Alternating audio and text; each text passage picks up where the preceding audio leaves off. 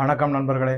கடந்த சில நாட்களாகவே அமெரிக்காவில் மிக மிக கேவலமான ஒரு நபரை பத்தி பலவிதமான செய்திகள் வந்துகிட்டே இருக்கு. செயின் மாதிரி வந்துகிட்டே இருக்கு. தொடர்ச்சியா வந்துகிட்டு இருக்கு. யார் அவர்னா அவங்க எல்லாருக்குமே தெரிஞ்சதுதான். ஜெஃப்ரி எப்ஸ்டீன் அப்படிங்கிற நபரை பத்தி. இந்த நபர் இவ்வளவு கீழ்த்தரமா மனித குலத்துல ஒரு மனிதரால செய்ய முடியுமா அப்படின்ற அளவுக்கு செஞ்சிருக்காரு. ரொம்ப ரொம்ப கீழ்த்தரமா செஞ்சிருக்காரு. இவரை பத்தின பல தகவல்கள் வந்துகிட்டே இருக்கிறதுனால நான் இந்த வீடியோலையும் இதுக்கு அடுத்த ஒன்று இல்ல 2 வீடியோக்கள்ல இந்தியாவில் இந்த ஜெஃப்ரி எப்ஸ்டீனால எந்தெந்த மாதிரி பரப்புரைகள்லாம் முன்னெடுக்கப்படுகிறது, எந்தெந்த இடத்துல தாக்கம் ஏற்பட்டிருக்கு, யார் யாருக்கு அதனால பாதிப்பு ஏற்பட்டிருக்கு அப்படிங்கிறத பார்க்க. ஜெஃப்ரி எப்ஸ்டீன் பத்தியும் ஒரு சின்ன பேக்ரவுண்ட் மாதிரி நம்ம பார்த்தோம்னா, ஜேஇ ஷார்ட்டா சொல்லணும்னா, இந்த ஜேஇ ஜெஃப்ரி எப்ஸ்டீன் ஆரம்ப காலத்துல ஒரு பள்ளிக்கூடத்துல ஆசிரியரா தான் வேலையில சேர்ந்திருக்காரு. அதுக்கப்புறமா தான் கண்டுபிடிச்சிருக்காங்க இவருக்கு அந்த ஆசிரியரா வேலை செய்யறதுக்கான படிப்போ இல்ல தகுதியோ எதுவுமே இல்லைன்னு அவர் கல்தா கொடுத்து வெளியில தள்ளிட்டாங்க. அதுக்கப்புறம் எப்படியோ அடிச்சம் பிடிச்சான்னு சொல்லிட்டு என்ன பண்ணிருக்காரு, ஒரு நிதி நிறுவனம், முதலீட்டு நிறுவனம், பியர் ஸ்டார்ன்னு நினைக்கிறேன் நான், அந்த நிறுவனத்துல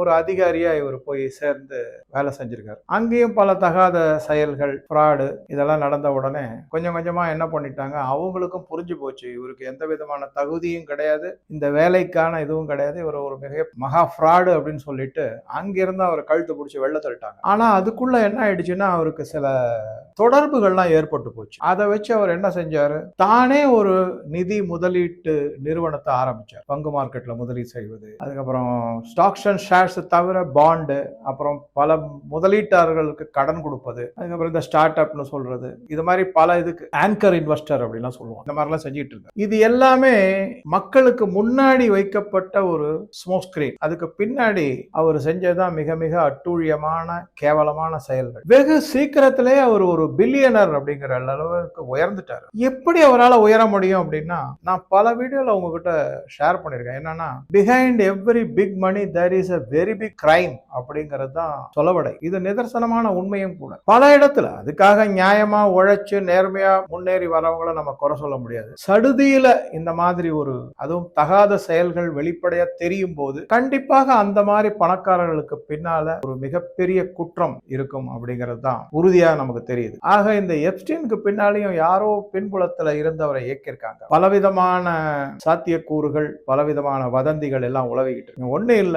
எக்ஸ் தளத்துல போய் சில பேருடைய டிபிவி சீன் அப்படிங்கிறவரெல்லாம் நிறைய பதிவு எல்லாம் போட்டிருக்காரு. நான் அவருடைய பதிவு எல்லாமே நிறைய பார்த்தேன். அப்புறம் டக்கர் கால்சன் அவரை பத்தி சொல்லியிருக்காங்க. நிறைய பேர் அந்த மாதிரி சொல்லியிருக்காங்க. அந்த பதிவுகள்லாம் பார்த்தீங்கன்னா அவங்க பலவிதமான ஆதாரத்தோட நிரூபிக்கிறாங்க இவருடைய பேக்ரவுண்ட் என்ன, எவ்வளவு ஒரு மோசமான நிகழ்வுகள்லாம் இவர் செஞ்சிருக்காரு, நடவடிக்கை எல்லாம். அதுக்கு ஆதாரமா அவங்க எதெல்லாம் சொல்றாங்கன்னா, அரசியல்வாதிகளான கிளின்டன் ஃபேமிலி, ஹிலரி கிளின்டனும் பில் கிளின்டனும், மிஷேல் ஒபாமா சரி, பராக் ஒபாமாவும், ட்ரம்ப், அதை தவிர முன்னாடி இருந்த புஷ், ஜார்ஜ் புஷ் அவருடைய மகன், இவங்க எல்லாமும் அரசியல் அதிகாரம் பின்புலம் எல்லாம் இவருக்கு மிகப்பெரிய பக்கபலமா இருந்திருக்கு. அது ஒரு பாயிண்ட். அரசியல். அடுத்ததா பாத்தீங்கன்னாக்க மிகப்பெரிய அளவிலான பிசினஸ் டைகூன்ஸ் சொல்லக்கூடிய Bill Gates, Elon Musk, Jeff Bezos, இவங்க எல்லாமும் அதுல இன்வால்வ்டா இருக்காங்க.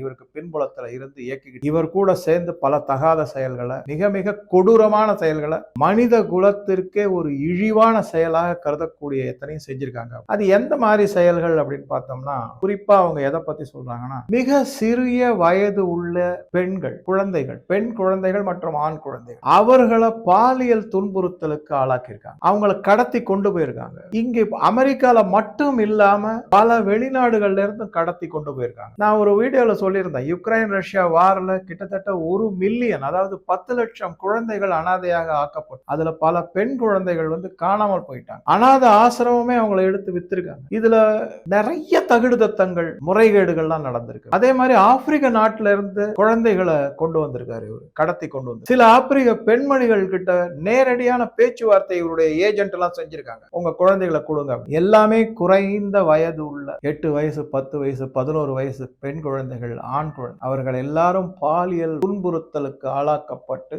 அவர்கள் மீது வன்முறை கட்டவிழ்த்தப்படும். பாலியல் வன்முறை கட்டவிழ்த்து அடைத்து விடப்பட்டுள்ளது. இதுக்கு இவர் என்ன பண்ணிருக்காருன்னா, தனக்குன்னு தனிய பணம் சேர சேர பிரைவேட் ஜெட், ஏகப்பட்ட பிரைவேட் யாட்ச் கப்பல், சொகுசு கப்பல்கள் சொல்லக்கூடிய, அதை தவிர சொகுசான விமானங்கள், இதையெல்லாம் வந்து தனக்குன்னு சொந்தமா சில தீவுகளை வாங்கி வச்சிருக்கு. கரீபியன் ஐலண்ட்ஸ் சொல்லக்கூடிய, அமெரிக்காவுக்கும் நார்த் அமெரிக்காவுக்கும் மெக்சிகோ அது கீழே, அதுக்கு பக்கத்துல இருக்கிறது இந்த Caribbean island. South America Atlantic ஓஷன்ல இருக்கும். அந்த கரீபியன் ஐலண்ட்ஸ்ல பல தீவுகளை இவர் சொந்தமா வாங்கி வச்சுக்கிட்டு அங்க இந்த மாதிரி தகாத செயல்கள் எல்லாம் ஈடுபட்டு இருக்காரு அப்படிங்கிறது ஒரு செய்தி, உறுதியான செய்தி. அதுக்கு இங்கேருந்து இவருடைய சொகுசு கப்பல்களோ இல்ல விமானங்கள்லயோ அரசியல்வாதிகள், பல பிசினஸ் கம்பெனியினுடைய டைகூன்ஸ் சொல்லக்கூடிய பிசினஸ்மேன், அதை தவிர பெரிய முதலீட்டாளர்கள், உலகளாவிய அளவில் இன்ஃபுளுசர்ஸ் சொல்லக்கூடிய பல பிஆர்ஓ, அந்த மாதிரி ஏஜென்ட்டுகள், அரசாங்கத்தை ஆட்டி படைக்கக்கூடியவர்கள், மிகப்பெரிய வங்கிகளினுடைய முதலாளிகள், அதனுடைய அதிபர்கள், பங்கு மார்க்கெட்ல மிகப்பெரிய அளவில் வர்த்தகம் செய்யறவர்கள், முதலீடு செய்யக்கூடிய இவங்க எல்லாம் இவருக்கு கிளையண்டா இருந்திருக்காங்க. இதுதான் முக்கியமான விஷயமா. நிறைய போட்டோஸ் எல்லாம் வந்திருக்கு. சிலதை நான் காமிக்கிறேன் உங்களுக்கு. நான் அந்த டக்கர் கால்சன், அதே மாதிரி டிபிவி சீன் அப்படிங்கிற ஷியான் அப்படின்னு கூட சொல்லுவாங்க, ஷேன் கார்னரி, ஷேன்னு கூட சொல்லுவாங்க. அந்த ப்ரொனன்சியேஷன் எனக்கு சரியா வரலன்றதுக்காக அதை ஒரு குறையா எடுத்துக்காதீங்க. டிபிவி ஷேன், ஷான் அப்படின்னு, SEAN அதனுடைய ஸ்பெல்லிங், அதை ஷான்னு சொல்லுவாங்க, ஷீன்னு சொல்லுவாங்க, எப்படியோ சொல்லிப்பாங்க. அதுதான் ஒரு சின்ன ஜோக்கு கூட இருக்கு. ஒரு இந்தியர் வந்து வெளிநாட்டுக்கு அமெரிக்காவுக்கு போறீங்க, எங்க போறீங்க, சான் ஜோஸ் அப்படின்னு சொன்னார். Oh, it is not San Jose. விசா கொடுக்குற அதிகாரி ஜே வந்து ஹெச்னு ப்ரொனவுன்ஸ் பண்ணுவோம், சான் ஹோசே அப்படின்னு சொல்லணும். சரி, எத்தனை நாள், எப்ப திரும்பி வருவீங்க, எத்தனை மாசம் இருப்பீங்க, ஹோன் பூலை அப்படின்னு, what are you telling, June July தாங்க, நீங்க தானே ஜே வந்து ஹெச்னு ப்ரொனவுன்ஸ் பண்ண மாதிரி தான் இந்த கூத்தெல்லாம் அப்படிதான் இருக்கும். சரி, அதை விட்டுடுவோம். இந்த எப்ஸ்டீனோட இதுக்கு வந்தோம்னா என்ன ஆச்சு அப்படின்னா, 2016 இவர் வாழ்ந்து வந்த புளோரிடா அப்படிங்கிற இடத்துல ஒரு பெண்மணி தன்னுடைய பெண்ணை எப்ஸ்டீன் கடத்திட்டாரு, காணாம போயிடுச்சு, இதை பத்தி நீங்க தீர விசாரிக்கணும்னு கேஸ் போட்டாங்க. அதுல கேஸ்ல ஆமா அவங்க காணாம போயிட்டாங்கன்னு அவர் மேல குற்றம் சாட்டப்பட்டு அவரை கைது பண்ணாங்க. ஆனா அவருக்கு நான் சொன்ன மாதிரி பல விதமான இன்ஃப்ளூயன்ஸ் எல்லாம் இருக்கு. அதை வச்சு அவர் வெளில வந்துட்டார், குற்றத்துல இருந்து தப்பிச்சு வெளில வந்துட்டார்.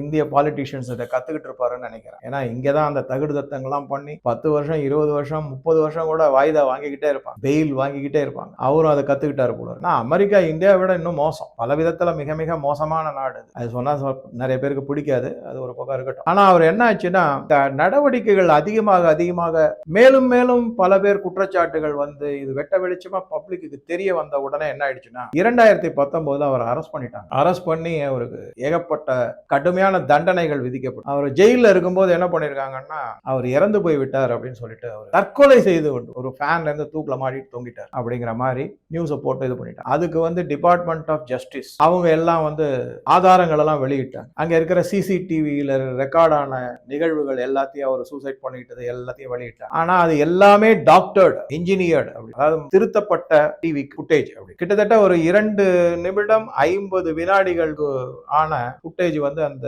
சிசிடிவில இருந்து காணும் அப்படிங்கிறாங்க. அது கேட்டாக்க டிபார்ட்மெண்ட் ஆஃப் ஜஸ்டிஸுக்கு வந்து பதில் கிடையாது. ஆக மொத்தம் அவருக்கு தற்கொலை செய்து கொண்டாரா கேள்வி நம்பர் 1, இல்ல அவர் கொலை செய்யப்பட்டாரா, அதிகாரத்தில் உள்ளவர்கள் தங்களுடைய தகுடுதத்தங்களும் குட்டுக்களும் வெளியில வந்துடும், இவர் ஏதாவது சொல்லிடுவாரு அப்படின்னு சொல்லிட்டு வச்சாங்களா, இல்ல அவர் அங்கேருந்து தப்பிச்சு வேற எங்கேயாவது நாட்டுக்கு போய் இன்றும் உயிரோடு வசித்து வருகிறாரா அப்படிங்கிற சந்தேகங்கள்லாம் இன்னைக்கும் இருக்கு. நான் இந்த கடைசி பாயிண்ட் அவர் உயிரோடு இருப்பாருன்னு எதுக்கு சொல்றேன் அப்படின்னா, நீங்க அந்த டிபிவி ஷேனோ இல்ல டக்கர் கால்சனுடைய வீடியோ எல்லாம் நீங்க பாத்தீங்கன்னா அதுல கிளியரா சொல்றாரு, இவர் வந்து மொசாத்னால அனுப்பப்பட்ட ஒரு ஏஜென்ட், பல பேரை இந்த மாதிரி வலையில சிக்க வச்சு அவங்கள தங்களுடைய ஆதாயத்துக்காக உபயோகப்படுத்துவதும் பிளாக்மெயில் செய்வதற்குமாக இவர் உபயோகப்படுத்தப்பட்டார். அதனால கடைசி நிமிஷத்துல இவரை வந்து தப்பிச்சு மொசாத் வந்து இன்னைக்கு அவர் இஸ்ரேல்ல சௌகரியமான ஒரு வாழ்க்கை வாழ்ந்துகிட்டு இருக்காரு இந்த ஜெஃப்ரி அப்படிங்கிற செய்தியும் வந்திருக்கு. அதற்கு வந்து அவங்க என்ன சொல்றாங்கன்னா, அவருடைய பாடி டபுளை வச்சு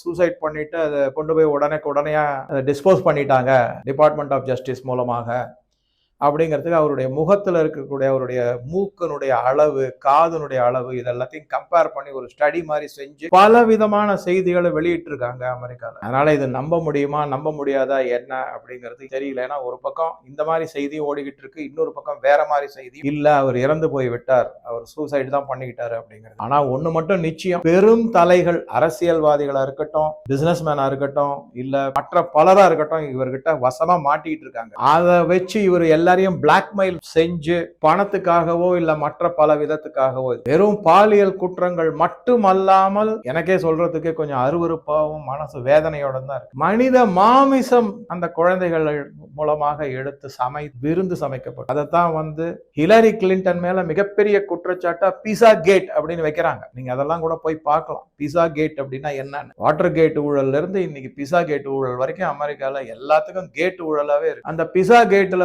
இந்த குழந்தைகளுடைய மாமிசம் சமைத்து உணவுப் பொருளாக கொடுக்கப்பட்டது, விநியோகம் செய்யப்பட்டது அந்த பார்ட்டிகள்ல அப்படிங்க. ஆனா பல குழந்தைகளுடைய இதெல்லாம் நான் பார்த்தேன். அதெல்லாம் அப்படியே மூஞ்சில அடிப்பட்டு இது பண்ணி ரொம்ப பார்க்கவே பரிதாபமா இருந்தது. ஹிலரி கிளின்டன் பல குழந்தைகளோட பண்ணி செஞ்சிருக்காங்க. இதை தவிர இன்னும் ஒரு இது அமெரிக்கால ஒரு அனாதை குழந்தைகள் இல்லம் திறக்கப்பட்டது. இந்தியாவில் மிக மிக பிரபலமாக நோபல் பரிசு, பாரத் ரத்னாவை எல்லாம் கொடுக்கப்பட்ட ஒரு பெண்மணி அந்த ஆதரிச்சு அதுல எல்லாமே ஃபுல் அண்ட் ஃபுல் சப்போர்ட் பண்ணது எல்லாமே ஹிலரி கிளின்டன். ஹிலரி கிளின்டனை மட்டும் பாத்தீங்கன்னா கிட்டத்தட்ட ஒரு 3-4 வால்யூம் புத்தகம் எழுதக்கூடிய அளவுக்கு அவருடைய யோக்கியத்தனம் இருக்கு. அவ்வளவு விஷயங்கள் வந்துட்டு அந்த ஹிலரி கிளின்டன் என்ன பண்ணிருக்காங்கன்னா இந்த மதிப்பிற்குரிய இந்தியாவில் அவர் ரொம்ப பெரிய மதிப்புல வச்சிருக்காங்க. என்ன செய்யறது, அவரும் சிறுபான்மை இனத்தை சேர்ந்தவர். அதனால ஒரு முக்காடை போட்டுக்கிட்டு ஒரு வெள்ளை புடைய பண்ணாத அட்டுழியம் கிடையாதுன்னு அங்க இருந்த சிறுவர் சிறுமியர்கள் எல்லாம் இந்த ஹிலரி கிளின்டன் மிக மிக தவறாக எப்ஸ்டீனுக்கு சப்ளை செஞ்சு உபயோகிச்சிருக்காங்க. அதுக்கப்புறம் அந்த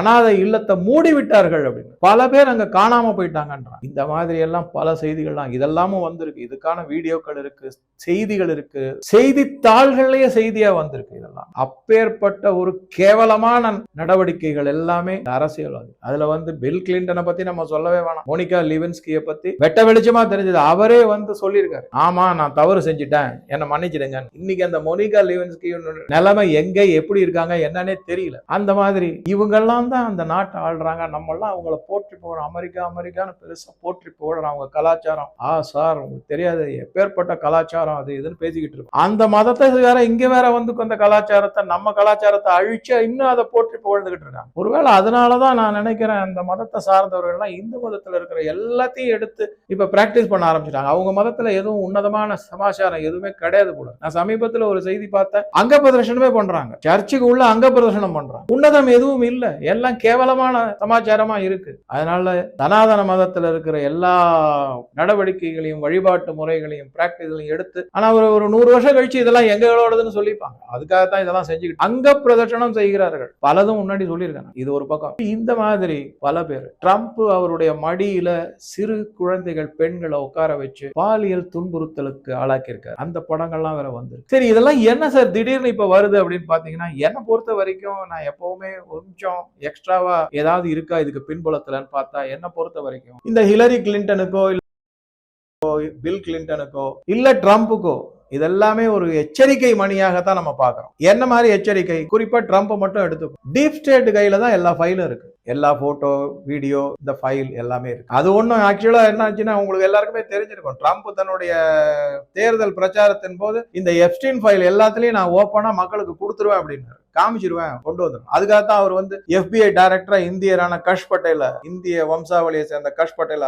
பதவியில வச்சார். அதே மாதிரி பாம் போண்டின் அட்டார்னி ஜெனரல் டிபார்ட்மெண்ட் ஆஃப் ஜஸ்டிஸ்ல வச்சார். அவங்க ஆனா தினந்தோறும் சொல்லிட்டு இருந்தாங்க எங்க டேபிள் மேல ஃபைல்லாம் ரெடியா இருக்கு, உடனே எடுத்து பப்ளிக் கொடுக்கணும். ஆனா ஒரு நாளும் கொடுத்ததே கிடையாது. ஏன்னா அவங்க கிட்ட கிடையாது எதுவுமே. அவங்க கிட்ட இருக்கிறது எல்லாமே டுபாக்கூர், எல்லாமே யாருக்கிட்ட இருக்குன்னா டீப் ஸ்டேட்டும் CIA கிட்டையும் தான் இருந்தது எல்லா ஃபைலும். ஆனா அந்த மாகா கும்பல், மேக் அமெரிக்கா கிரேட் அகைன் கும்பலுக்கு மட்டும் இவங்க தினந்தோறும் ஒரு உத்தரவாதம் கொடுத்துருக்காங்க. இதோ வந்துருச்சு அந்த கும்பல் பொறுமை இழந்தாங்க. அதனால என்ன பண்ணிட்டாங்கன்னா இவங்களால ஒண்ணும் செய்ய முடியல. அதுக்கு நடுவுல என்ன இருக்குன்னா இந்த டீப் ஸ்டேட் ட்ரம்ப் கையை முறுக்கிக்கிட்டாங்க. நாங்க சொல்ற உன்னை பதவிக்கு கொண்டு வச்சு உனக்கு காதுல துப்பாக்கி சூடு ஏற்படுச்சு, அதுவே வார்னிங் ஷாட். நாங்க சொல்றபடி நீ செய்யலன்னா நடக்கிறது வேற அப்படிங்கிற மாதிரி அவரை ஜெயிக்க வச்சாங்க. டீப் ஸ்டேட் தான் ஜெயிக்க வச்சது. இதுல இன்னொரு விஷயமும் நான் சொல்லிடுறேன். கமலா ஹாரிஸனுடைய போட்டோலாம் இருக்கு, எல்லாத்தையும் பார்க்கலாம். சரி இது ஒரு ட்ரம்ப் கிட்ட என்ன சொன்னாங்க? யுக்ரைன் ரஷ்யா வாரம் நிறுத்து. ஏன்னா அந்த முடிஞ்சு போச்சு. அங்க எல்லாமே அங்கே 500 பில்லியன் டாலருக்கு பொறுமானம் உள்ள இயற்கை வளங்கள், கனிம வளங்களை அமெரிக்காவுக்கு விற்கிறேன்னு சொல்லி கையெழுத்தெல்லாம் போட்டாச்சு. இப்ப அந்த வாரம் நிறுத்திட்டு வேற இடத்துல நீங்க போர் தொடங்கணும், வெனிசுவேலா கைப்பற்றணும் பண்ணியாச்சு. அதுவே அண்டர் கம்பல்ஷன் தான் பண்ணிருக்காருன்னு சொல்றாங்க. இப்ப கிரீன்லாந்து வேணும், கயானா வேணும், நீ ஆனா ஒன்னும் நடவடிக்கை எடுக்க மாட்டேங்கிற. யூரோப்பியன் யூனியனை ஒழிச்சு கட்டணும், யூரோ டாலருக்கு எதிராக சவாலா இருக்கக்கூடாது, ஈரானை அட்டாக் பண்ணணும், அங்க இருக்கிற கனிம வளங்கள், யுரேனியம் முக்கியமா ஈரான்ல எக்கச்சக்கமா இருக்கு, ஆயில் தவிர, ஆயில் அண்ட் கேஸை தவிர யுரேனியம் டெபாசிட் நிறைய. இந்த மாதிரி இஸ்ரேலுக்கு எதிராக நீ சில நடவடிக்கைகள்லாம் எடுக்கிற கூடாது, எல்லாம் இஸ்ரேலுக்கு தோதாதான் இருக்கணும். ஏன்? அமெரிக்காவின பொருளாதாரம் ஒரு சில பணக்காரர்கள் கையில தான் இருக்கு. பெடரல் ரிசர்வே அவங்க கையில தான். யாரு? ராஸ்சைல்ட் போன்ற யூதர்கள் கையில தான். அமெரிக்காவை ஆட்டி படைப்பதே யூதர்கள் தான். அதுல ஒன்னும் ஒளிவு மறைவே கிடையாது. இந்த டீப் ஸ்டேட் ஃபுல்லா அவங்க இருக்காங்க. அவங்க சொல்றபடிதான் இந்த அதிபர்கள், அமெரிக்க அதிபர்கள் யாருமே நடந்துருக்கு. இதுல இன்னும் ஒருபடி மேல போய் என்ன சொல்றாங்கன்னா, மார்க் ஜக்கர்பர்கோ, ஜெஃப் பெசோஸோ, பில் கிளின்டனோ, எலான் மஸ்கோ, சாம் ஆல்ட்மேனோ, இதெல்லாம் பெருந்தலைகள், அவங்களே டீப் ஸ்டேட் சொல்றபடிதான் நடந்துக்கணும் அப்படிங்கிற மாதிரி சொல்றாங்க. அவ்வளவு கேவலமா இருக்கு. எல்லாரும் இந்த ஜெஃப்ரி எப்ஸ்டைனுக்கு கிளையண்ட், அவருடைய தகாத செயல்கள் அத்தனையும் இவங்க எல்லாருமே கிளையண்டா இருந்து. சோ அதெல்லாம் ஒண்ணும் ஒத்து வரலன்னு ஒண்ணு கொஞ்சம் கொஞ்சமா இதெல்லாம் வேண்டுமென்றே பப்ளிக்கை ப்ரிப்பேர் பண்றாங்க. இந்த பாருங்க, இவர் தவறு செஞ்சுட்டாரு, இவர் முடிஞ்சு போச்சு, இவர் அந்த மாதிரி கொண்டு வந்து பப்ளிக்கினுடைய எண்ணங்களையே சிதைக்கிறாங்க, வேற மாதிரி மடை மாற்றுறாங்க. வேற ஏதோ ஒரு மிகப்பெரிய அளவிலான ஒரு நிகழ்வு நடக்க போகுது, மோசமான நிகழ்வா நடக்க போகுது. அதுக்கு முன்னோடியா இந்த மாதிரி கொஞ்சம் கொஞ்சமா ட்ரம்ப்பை பத்தி தகவல்கள் எல்லாம் கசிய விடுறாங்க. எப்ஸ்டைனுடைய ட்ரம்ப்புக்கு கனெக்ஷன் இருக்கு, எல்லாத்தையும் கசிய விட்டுறாங்க. அதே மாதிரிதான் பில் கிளின்டன், ஹிலாரி கிளின்டன் நான் மீண்டும் மீண்டும் சொல்லுகிறேன், மிகப்பெரிய அளவுல ஒரு தகுடுதத்தம் பண்ணிருக்காங்க. அவங்க பொம்பளையா அப்படிங்கிற மாதிரி எனக்கு ஒரு ஆச்சரியமா இருக்கு. அவங்க கிட்ட அவங்களுக்கு ஒரு பெண் இருக்காங்க, செல்சியா கிளின்டன். எப்படி இவங்க எல்லாம் இருக்காங்க? என்ன மாதிரி நாகரிகம், என்ன மாதிரி கலாச்சாரம், என்ன மாதிரி பண்பாடு இந்த மக்கள் கிட்ட? பணம், அதிகாரம், பதவி, வெறி பிடிச்சு ஆடுறாங்க. அப்ப இந்தியால மட்டும் ஏன் அந்த மாதிரி இருக்காது? அப்படிதான் இருக்கு இங்க. ஏதோ நம்ம செஞ்ச புண்ணியம், பாரத பிரதமர் நமக்கு ஒரு வரம் மாதிரி கிடைச்சிருக்காரு. சரி, இந்த மாதிரி தான் எப்ஸ்டைனோட. நான் திருப்பியும் சொல்றேன், மொசாத்தினுடைய ஆதரவோட அவர் இஸ்ரேல்ல ஜாலியா சொகுசு வாழ்க்கை வாழ்ந்துகிட்டு இருக்காருன்றாங்க. இல்ல, அவர் தற்கொலை செய்து கொண்டார் அப்படிங்கிறாங்க. ஆனா என்ன ஆயிட்டு இருக்குன்னா, இதனுடைய இந்த எப்ஸ்டைன் ஃபைல்ஸ் அப்படின்னு சொல்லக்கூடியதனுடைய தாக்கம் கொஞ்சம் கொஞ்சமா உலகளாவில் வருது. அமெரிக்கால மிகப்பெரிய தாக்கம், உலகத்துல பல நாடுகளுக்கும், குறிப்பா இந்தியாவுக்கு. அது என்ன அப்படிங்கறதெல்லாம் அடுத்த 1 or 2 வீடியோஸ்ல பார்க்கலாம். ஸோ உங்க கருத்துக்களை பதிவிடவும். நன்றி, வணக்கம்.